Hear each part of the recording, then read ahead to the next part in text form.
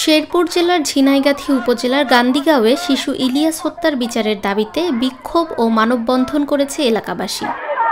রবিবার সকালে উপজেলার কাংশা ইউনিয়নের গান্দীগাঁও টাঙ্গাইলা পাড়া রাজ্জাক মোড়ে নারী শিশুসহ প্রায় শতাধিক মানুষ অংশগ্রহণ করেন। মানববন্ধনে বক্তব্য রাখেন নিহতের বাবা কালু গাজী, ফুপু ইসমত আরা, অবসরপ্রাপ্ত বিজিবি সদস্য গৌরাঙ্গ সহ আরও অনেকে।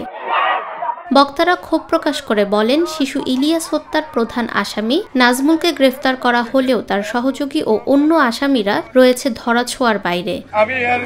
তারা আরও বলেন, একটি শিশু নির্মম হত্যাকাণ্ডের মতো নিকৃষ্টতম ঘটনায় পুলিশের গড়িমসিতে পুলিশ প্রশাসনের প্রতি মানুষের আস্থা বিনষ্ট হচ্ছে। এ ঘটনায় এলাকায় তীব্র উত্তেজনা বিরাজ করছে।